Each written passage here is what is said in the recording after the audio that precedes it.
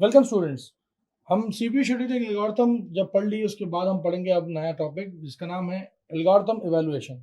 अब होता क्या है कि आपको अलग अलग तरह की एल्गोरिथम दिखाई, उसके न्यूमेरिकल्स भी देखे आपने।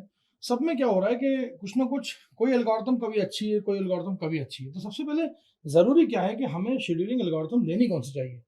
ढेर सारी एल्गोरिथम्स हैं हमारे पास, 7 या 8 तो मैंने ही आपको पढ़ाई है। उसके बाद आप देखेंगे कि अब उसमें से सिलेक्ट कौन सी की जाए कि भाई सबसे अच्छी कौन सी है, किस टाइम पे। तो उसका फैसला आज हम करेंगे। अब शेड्यूलिंग एल्गोरिथम में जो देखा जाता है, जो उसके पैरामीटर्स होते हैं, वो बेसिकली क्या होता है कि आपको उसके पैरामीटर्स को देख के शेड्यूलिंग एल्गोरिथम को सिलेक्ट करना रहता है, और ये बड़ा डिफिकल्ट रहता है कि आप शेड्यूलिंग एल्गोरिथम कौन सी सेलेक्ट करें।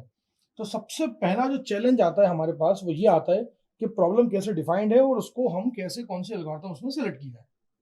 इसका क्राइटेरिया जो होता है उसके लिए कुछ टर्म्स लिखी जाती हैं, जैसे कि सीपीयू यूटिलाइजेशन, रिस्पॉन्स टाइम या फिर थ्रूपुट। आपने एक बार सेलेक्ट करने अगर जा रहे हो कोई सी एल्गोरिथम, तो आपको सबसे पहले तो क्या होता है कि इनकी जो रिलेटिव मेजर्स हैं वो आपको देखने पड़ेंगे।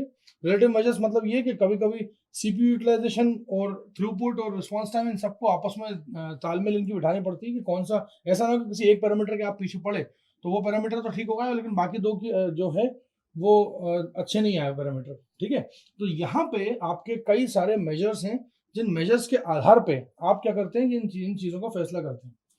सबसे पहला जो आता है वो आता है कि सीपीयू यूटिलाइजेशन को आपको बढ़ाना है और ऐसा कंस्टेंट रखना है उसका कि उसका मैक्सिमम रिस्पांस टाइम जो है वो 1 सेकेंड है, मतलब इससे ज़्यादा कुछ आए ना।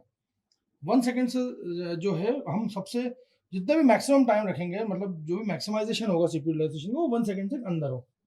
और उसके बाद आता है कि सीपीयू का जो आप मैक्सिमम थ्रूपुट निकालते हो वो एक्चुअली क्या होता है कि टर्न अराउंड टाइम होता है, और वो लीनियरली प्रोपोर्शनल होना चाहिए किससे, टोटल एग्जीक्यूशन टाइम से। अब आपने अगर मान लीजिए सिलेक्शन क्राइटेरिया अच्छा वेल डिफाइन कर रखा है, तो आपको क्या करना पड़ेगा, उस एल्गोरिथम को क्या करना पड़ेगा, इवैल्यूएट करना पड़ेगा। अब इवैल्यूएट करने में आपके कई सारे इवैल्यूएशन मेथड आते हैं जो कि हम यूज करेंगे यहाँ पे। तो इस पर्टिकुलरली टॉपिक के अंदर हम जो इवैल्यूएशन मेथड पढ़ेंगे वो सबसे पहला होगा क्यूइंग मॉडल, दूसरा होगा डिटर्मिनिस्टिक मॉडल, और तीसरा होगा सिमुलेशन मॉडल। ये तीन मॉडल के बेसिस पे हम ये विचार करेंगे, ये सोचेंगे कि हम कौन सी एल्गोरिथम को सिलेक्ट किया जाए। मतलब ये तीन बेसिकली जो है, ये तीन मॉडल जो है, ये तीन मॉडल हमें बताते हैं कि कौन सी एल्गोरिथम किस टाइम पे बेस्ट है। तो अगले टॉपिक्स के अंदर आप क्यूइंग मॉडल, डिटर्मिनिस्टिक मॉडल और सिमुलेशन मॉडल देखेंगे। Thank you so much.